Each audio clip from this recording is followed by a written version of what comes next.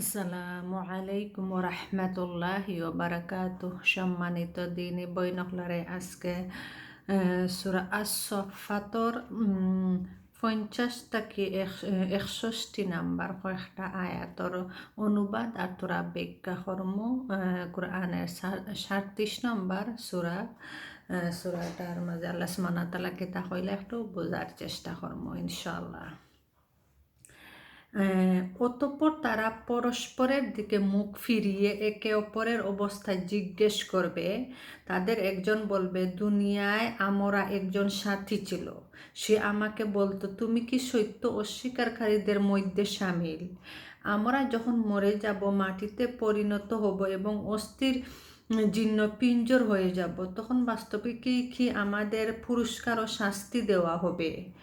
এখন সে লোক কোথায় আছে তা কি তোমরা দেখতে চাও? একথা বলে যখন সে মাথা নোয়াবে, তখনই সে তাকে জাহান্নামের অত্যন্ত গভীরে দেখতে পাবে। তাকে সে ডেকে বলবে, আল্লাহর শপথ, তুমি তো আমাকে ধ্বংসই করে দিচ্ছিলে। আমার রবের অনুগ্রহ যদি না পেতাম, তাহলে আজ আমিও সেই লোকদের মধ্যে গণ্য হতাম যারা গ্রেফতার হয়ে এসেছে। আচ্ছা, তবে কি আমরা আর কখনো মরে যাব না? আমাদের যে মৃত্যু হওয়ার কথা ছিল তা আগেই কি হয়েছে? এখন আমাদের জন্য কি কোনো আযাব নেই? নিঃসন্দেহে এটি বিরাট সাফল্য, আর এমন সাফল্যের জন্যই আমলকারীদের আমল করা উচিত। সুবহানাল্লাহ। আল্লাহ সুবহানাহু ওয়া তাআলা এই আয়াতগুলার মাঝে অনেক সুন্দর করে একজন জান্নাতি মানুষের দৃষ্টান্ত দিয়া দেখাইছেন। জান্নাতি মানুষের দৃষ্টান্ত দিয়া দেখাইছেন। আর যে বাদ সে সাথী একজন ফ্রেন্ড বন্ধু যে বাদ কিলাহান বেফত লইয়া যায় আর সতর্ক হওয়ার লাগে এইটার মাঝে।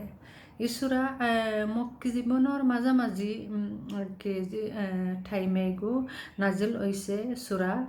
আর এই সূরার যে সময় নাজিল হওয়ার সময় নবী করিম সাল্লাল্লাহু আলাইহি ওয়াসাল্লাম তাওহীদের আর পরকালের বিশ্বাস করার লাগে নানাভাবে দাওয়াত দিছিলা। আর তারা যে অবিশ্বাসী হলে যে তাদের বিশ্বাস করতো না, ঠাট্টা বিদ্রুপ করতো। আর তাদের নবী হওয়ার দাবিকে তারা খুব মেনে নিত না, শক্তভাবে তারা অস্বীকার করত। এ বিষয়ে মক্কার কাফেরদের অতি জোরদার ভাষায় ভঙ্গিতে সতর্ক করা হয়েছে। আর সূরা বাদে তারা যে ঠাট্টা বিদ্রুপ করতো ওহানোর লাগে তারা আল্লাহ সুবহানাহু ওয়া তাআলা এই সূরার মাঝে বুঝাইয়া দিছেন। আর তারা তাওহীদরে যে অস্বীকার করতো এটার লাগেও বুঝাইয়া দিছেন। তো একজন জান্নাতি মানুষের কথা দিয়া দিছেন, সব ধরনের মানুষের কথাও কইয়া হয়েছেন। তো একজন জান্নাত যে মানুষ যাইব তার কথা কইরা যে ই মানুষে যারা যারা জান্নাতও যাইব এরারে পরস্পরের মুখ ফিরাইয়া দেখব। আর এর অবস্থায় জিজ্ঞেস করবো। তাদের একজন বলবো দুনিয়ায় আমার একজন সাথী ছিল, সে আমাকে বলতো যে তুমি কি বিশ্বাস করো যে পরকালে আমরা মরি যাইমু, আর মরলে কিতা আবার আমরা জীবিত হইমুনি, আমরা কিতা শাস্তি আর পুরস্কার দেওয়া হইবনি? এটা এই সাথে বিশ্বাস করতো না আর করতো না। যেমন অনেক আছে নানি, যেমন বাদ ফ্রেন্ড বন্ধুয়ে যেমন বাদ রাস্তা বাই লইয়া যায়, আর বালা ফ্রেন্ড বন্ধুয়ে বালা রাস্তা বাই লইয়া যায়। ওটার লাগে আল্লাহ রাসূলেও একটা হাদিসের মধ্যে কইয়া দিছেন যে আত্মরর ঘরে যদি যাও, তে আত্মর যদি গাত নাও মাখো, তে একটা আত্মরের একটা ঘ্রাণ পাইবাই, একটা বালা স্মেল পাইবাই। আর খামারের ঘরে যাও, যদি হাজার খামারি কিছু সও না যদি, তো তোমার খামারের গন্ধ খাফড়ো লাগবো। এটা দৃষ্টান্ত ওটা যে যে বালা মানুষের লগে যদি চলোতে নিশ্চয়ই বালা একটা না একটা জিনিস শিখবায়, খালি শিখতে থাকবায়। আর খারাপ মানুষের লগে যদি চলো, তার লাগে খালি যদি চেষ্টা করো যে খারাপই ইয়ে করতে না, তবু খারাপ মানুষে আর যে স্বভাব চরিত্র এটা ইয়া প্রভাব পড়ব। যেমন আত্মর আর খামারর গড়ো দৃষ্টান্ত দিয়া দেখাইছে। তো এটাই লাগে কি যে সতর্ক থাকার লাগে যে আমলদার মানুষের লগে সবসময় চলা বড়া বসা উঠা আঁকি বেশি বেশি করতো। আর বাদ মানুষের লগে আঁকি অবিশ্বাসী হলোর লগে তার লগে আঁকি ইয়ে করতো না, ফ্রেন্ড বন্ধু ইতা মানাইতা না। এমনি জরুরি খাম ঠাম হইলে ইতা করা ঠিক আছে, বাট ও যেন ফ্রেন্ড মানাইতো না, বন্ধু মানাইতো না, ওলাখান সতর্কর সহিত চলতো। আর নাই সেই মলাখান হইব। তখন যে কি জান্নাতও গেছে, হ্যাঁ ই মানুষটা কি হইব যে যখন নাকি তো অবিশ্বাস করছে, তখন ই মানুষটা কইব যে ই মানুষ কই যে যে আর কি বিশ্বাস করতো না ই মানুষ হয়। তখন জান্নাতর নিচে দিয়ে চাইব, আর নিচে দিয়ে চাওয়ার পরে ও মানুষটারে দেখবো যে আর কি জাহান্নামের সময়।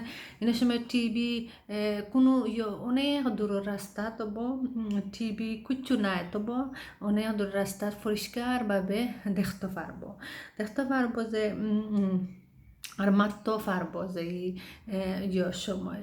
তখন আর কি যেমন জাহান্নামের অভ্যন্তরে গভীর দেখতে পাবে, তাকে ডেকে বলবে আল্লাহর শপথ তুমি তো আমাকে ধ্বংসই করেছিলে।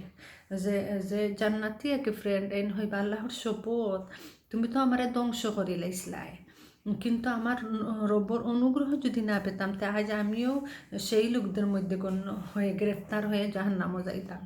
যে আল্লাহর শপথ আর কি যে জান্নাতি যাইবে হইবা আল্লাহর শপথ আমি যদি আইসকু আগে হি লোকল্লাহান অনুসরণ করতাম, আমি জাহান্নামের লোকরে অনুসরণ করতাম, তে আইজ আমিও তো আমি জাহান্নামও গেলাম। মানে আল্লাহর রবর অনুগ্রহে আমি আইজ আগে ইয়ত আইসি, জান্নাত আইসি।